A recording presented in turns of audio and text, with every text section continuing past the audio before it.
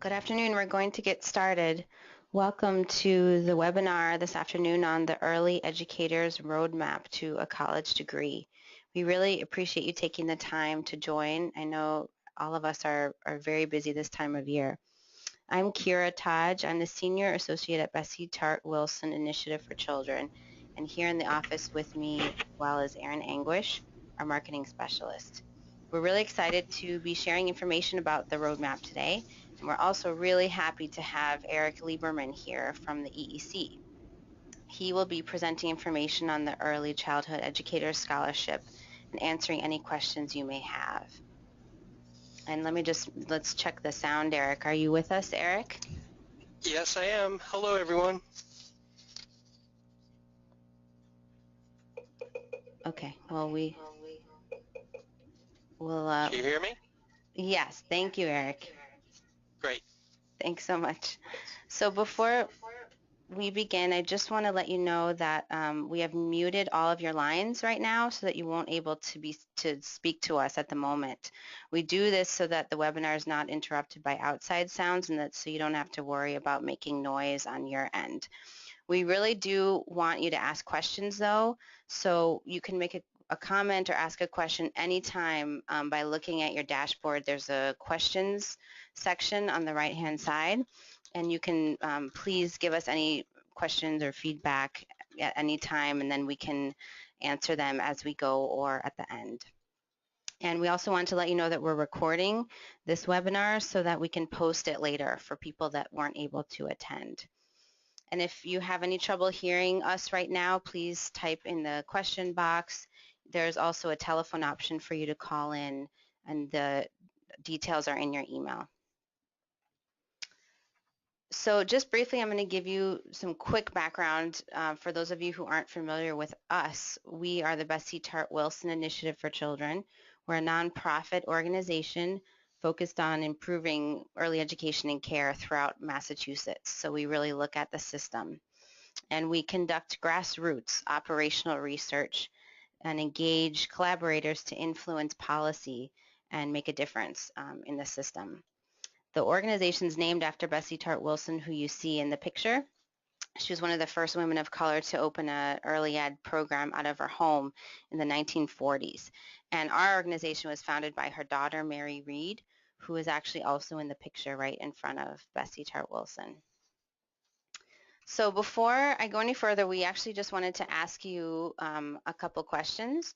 So we're going to bring up a little poll here, and we'll see if this works. The first question is, how many of you have ever visited the roadmap online? So if you can click on your screen, yes, no, or you're not sure, please do that for a second.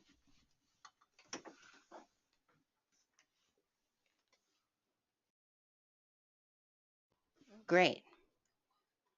So about 40% of you said no, you haven't visited, and 60% said they're not sure, they can't remember. So that's perfect. We will spend some time just looking at the resource online and going through it. And the second question we have is, what is your title or your role? So just wait a second and that'll pop up and let us know.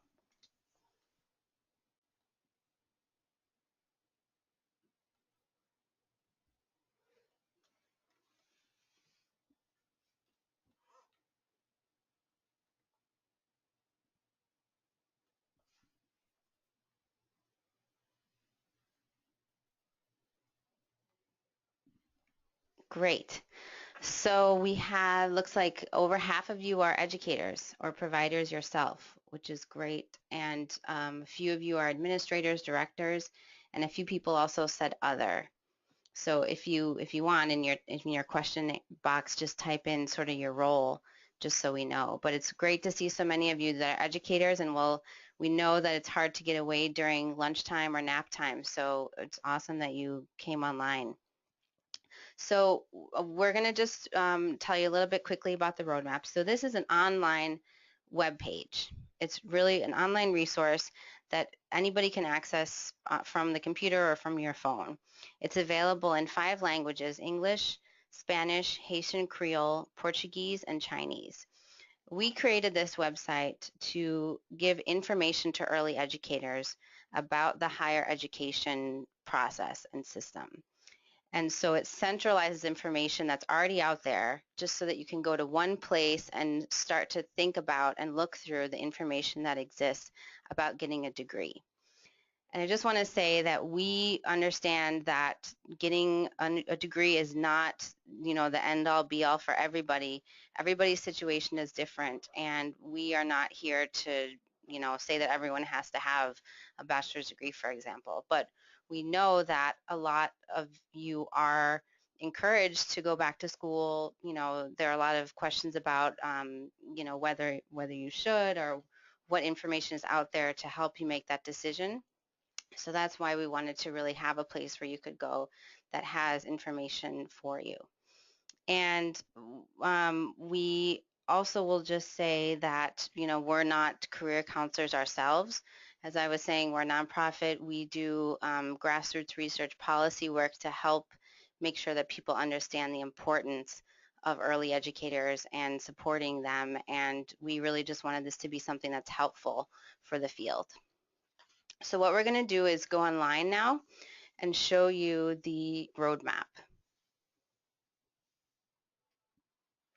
So as you see, this is when you go to the address btwac.org/roadmap, that's the entry page. And you're going to see a pop-up that asks a couple questions. You don't have to, when you go visit the website, you don't have to fill it out. We try to get information about people that are using the site. So we like to know how many people that speak Spanish are visiting here, or are people using this for their own use or for use with others. So that's just why we ask those questions. So you can exit out of that, or fill it out and help us out. And then you see the entry page, which has all of the languages. Today we're going to go through the English version. So you can click on that. And this is the entry page of the English version. So it just has some information in the beginning about, what it is. So if you scroll down, and it has like shortcuts to each of the steps. There are 8 steps that are overviewed in the roadmap. And here are some, opening questions. Why might it be a good idea to get a degree, or what are some things that you should consider? And then it also has a link to the Professional Qualifications Registry of the EEC. And for anyone that doesn't know, all educators are really required to have an entry and a profile in the registry. So we encourage you to do that. And also on that front page is a printable version of the roadmap, which is sort of something you could print out and take with you that shows you quickly all of the steps that are laid out. So we're just going to sort of show you a little bit. This is step 1 of the 8, and each step has sort of like a metaphor for what you can think about on your path or your sort of road trip to thinking about higher ed. So the first one is, the crossroads. Where do you want to go and how do you want to get there? And so some things to consider is this a good time for you? Do you have the space and the time to think about doing this? Do you know if you will get any salary increase by earning a degree? Do you have any existing loans that might impact you going back to school? And then it has some helpful hints. So to take a look at the CEUs that you have, and sometimes they apply, sometimes they don't apply to a degree program. So try to ask and look into whether those will actually go towards a degree that you're looking at. And then every step has links. So we link to existing information. And we're going to click on the College for Adults tab, for example. And so these are existing resources that have a lot of information about going back to school. This website is for people that, are thinking about going back, and there's different tabs about financial planning, career planning. You can just sort of spend some time in each of these websites and take a look and see what's useful for you. And then if we go further, step 2 is loading zone, and we really encourage people to connect to supports that exist. So having a career counselor or a coach or someone that you can talk to is really helpful. So if you scroll down to the links, we really want people to connect with their educator and provider support hubs. And for those of you that don't know what EPS is, these are regional hubs that are really there for early educators to help with professional development. So each of these, if you click on it, you'll be directed to the EEC website that shows you um, like the regional contacts depending on where you live that you can visit and call and go online, and they are really meant to be a resource for you. They know a lot about professional development. They know a lot about what trainings or resources or colleges and programs are out there. So we really encourage you to check those out. And the second link on this one is really helpful to these educational opportunity centers. These are also resources that are not specific to early education necessarily, but they are places that, maybe we can click on that, places that you can go to and they'll help you look at the financial aid information or other things. So check that out too. We'll just put that up there for a minute.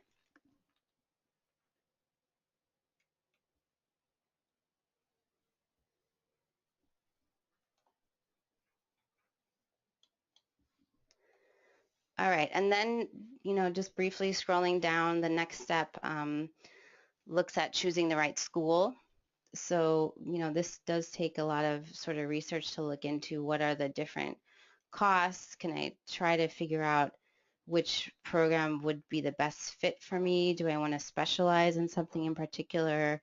Um, how much are there night classes available? How much time is each class really going to take up?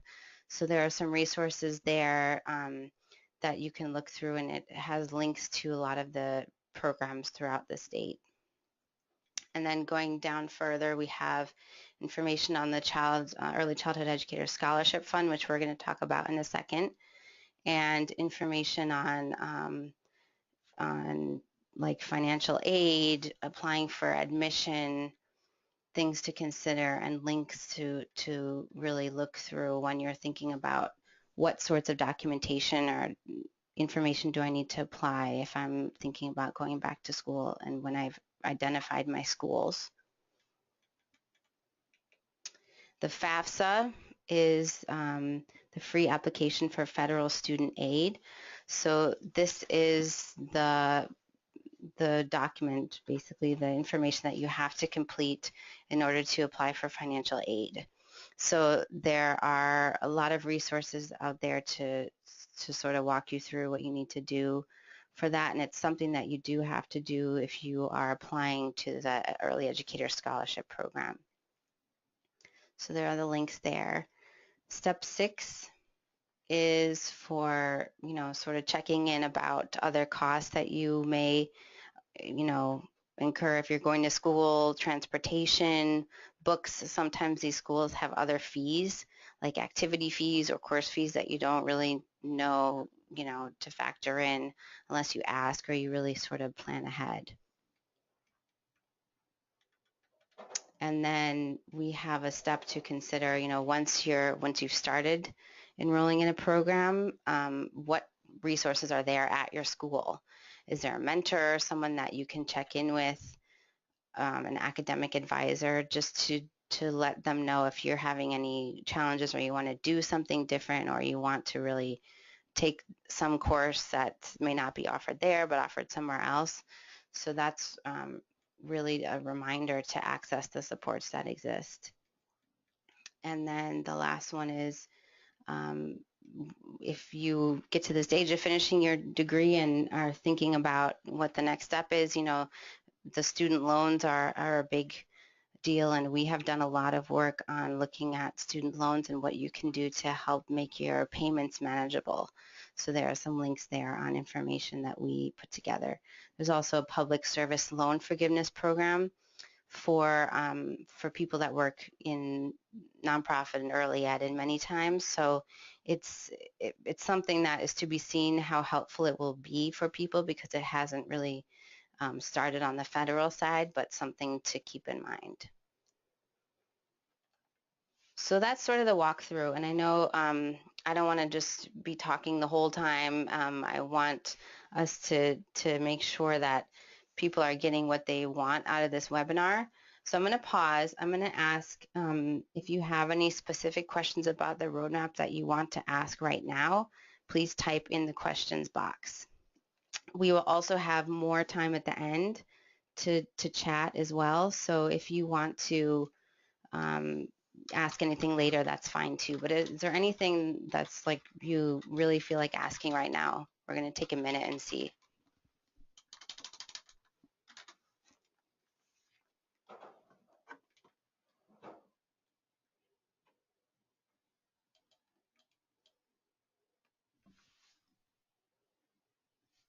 Okay, anything? So I'm going to pass it on to Eric Lieberman. We're really happy to have him here. He is, I think it's fair to say, the main contact at the EEC. Correct me if I'm wrong, Eric, for the Early Uh, Childhood Educators Scholarship. And this is a yes, really good resource for educators. We wanted to have him available to tell us more about it and to have you ask any questions if you need to. So I'll turn it over to you, Eric. great. Thanks, Kira.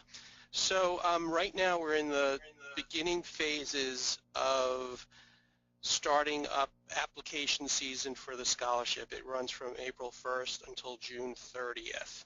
So you have up until June 30th to apply. So if you go to our website after this webinar, on the front page of the website is a short video that I made that talks about the process of how to go about getting the early childhood scholarship. So I don't really want to go into a lot of detail about the eligibility, but I'll just say a few things about that. Um, to start the process, you have to fill out a FAFSA. After you do that, after you submit the FAFSA, in 72 hours you can apply for the scholarship, which is an online application which you can find through the Office of Student Financial Aid website, which is, I think, www.ofsfa.edu.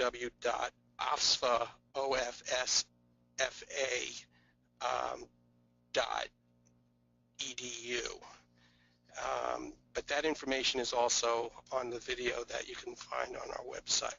So you have to fill out the application. You have to be an educator working in an early childhood program or family child care home. It has to be a licensed or approved facility. You have to be working at least a year in the field, and also you have to apply for matriculation into a college program that focuses on early education or a related field that's approved. So that's the basic steps of going through the process. What I want to say is when you're filling out your application, make sure you submit information that's accurate so that you have a valid PQR, Professional Qualifications Registry number, that it's active and it's the right number, that your email address is put in correctly, that your supervisor's email address is put in correctly, because a lot of the communication back and forth in terms of verification, that's going to be done through email. And if someone doesn't verify your information for you, your application will not be processed until that information does come to us. And if there's questions about employment or issues with your application, also correct phone information will be important. So make sure the number you give us is correct to either your employment or your cell phone or home number. So those are the things I wanted to make sure you understand, because sometimes things get held up because we can't get hold of the right people that you supply the information about in your application. Um, I'm not sure what else people want to know. I'm available to answer questions now. And if Kira or Bessie Tart staff have any questions of me right now, I'll be happy to answer them. Thanks, Eric. One just quick question is some people call our office sometimes just looking for specific information. Can they call you? Is that who we should direct them to? I know there's also a contact at the Office of Student Financial Assistance. So what would you recommend in terms of just calls? So on the first step, there's a Q&A document that people will find on the OSFA website.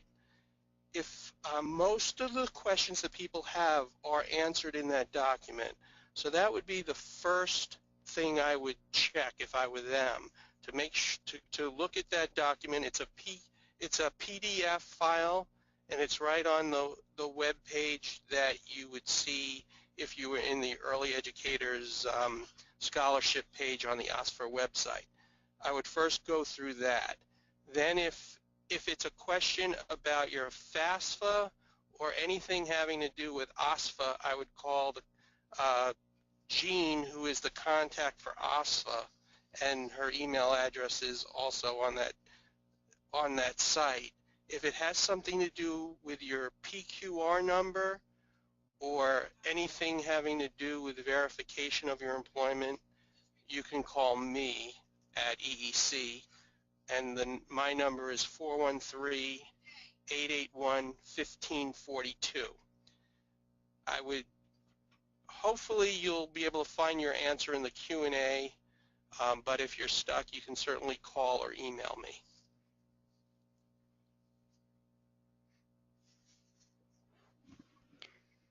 Great. Do we have any other questions from folks on the webinar? Please type in your questions or comments. So we have a question here. If a scholarship is denied or otherwise not granted, can the applicant get feedback on their application? It really depends what the issue is regarding the denial. I know that OSFA does, if someone is denied, OSFA will send out a letter. I have not seen that letter, so I don't know what it says, whether there's checkoffs in it that say why you were denied. There's a limited amount of money for the whole state. I think it's a little over $3 million. So part of it's based on a first come, first served basis in terms of when people get their application in and when it's approved. But it could be, people can get denied if they owe money on an old scholarship or an old college bill.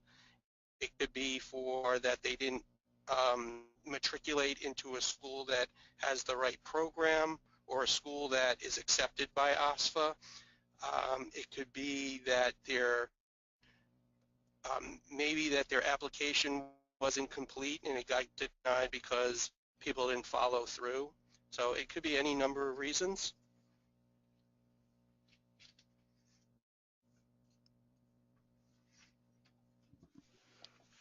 Great. And then Eric, if you can just repeat your phone number one more time.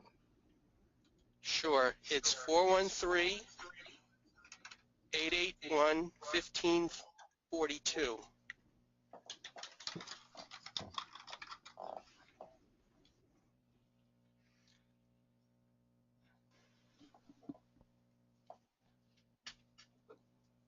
And I just have a question. If people are thinking about, a degree program, what's the likelihood that people get scholarships more than one semester in a row? Like how do I plan, or what's the likelihood that I could get the scholarship, in a row multiple times? I think that has been a lot of educators' experience, that if they apply and they've been in the program, that it will continue. Um, really the intent of the scholarship program is to really make sure that educators that have a commitment to the field are the educators that get the scholarship. So we really do want educators pursuing a bachelor's degree that are really serious about continuing their future in childcare. Um, I, the only stumbling block would be if they applied really late and the money ran out.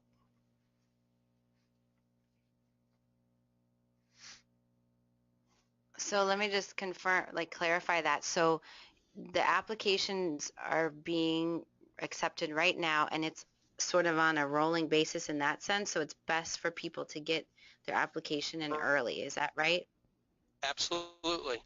And I can't stress enough that if their application is full and complete and can be verified and processed, it goes a lot smoother than if we have to contact the educator because their PQR is missing or it's the wrong number or they don't or it's not active.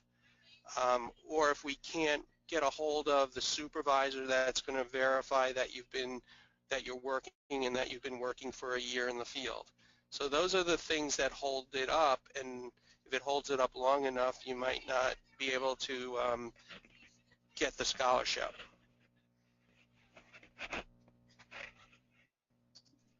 Great. Very good to know. Other questions from webinar attendees?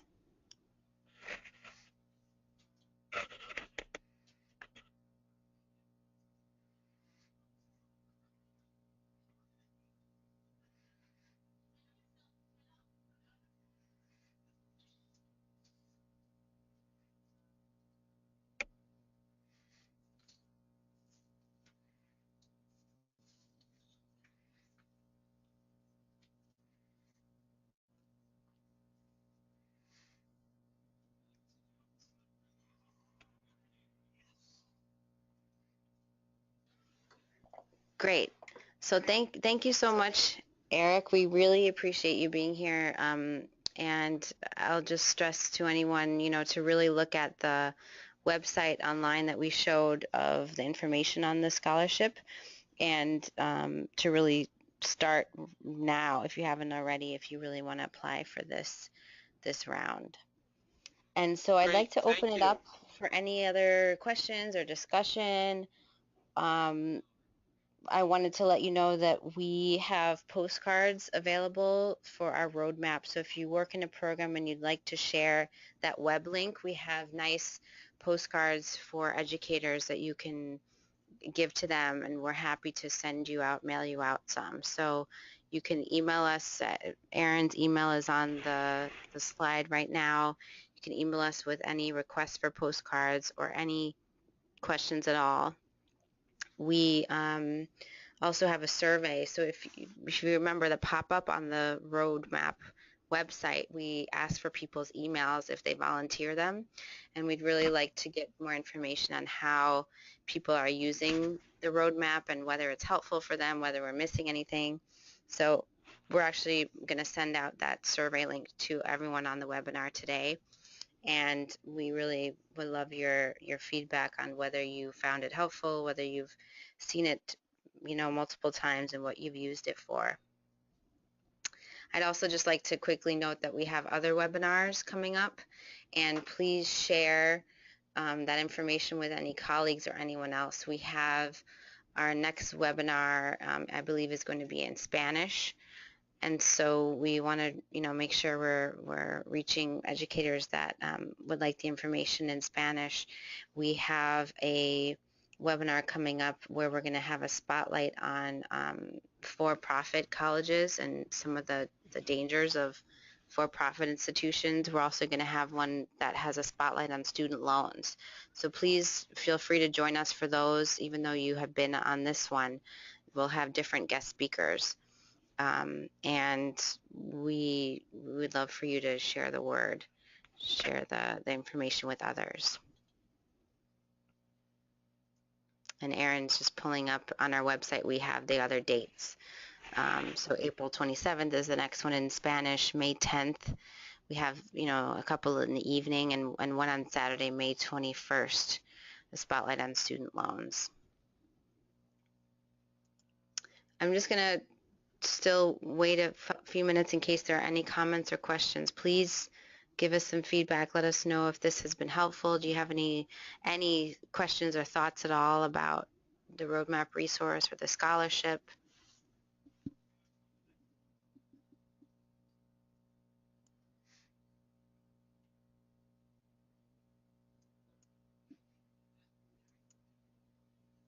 Okay, great.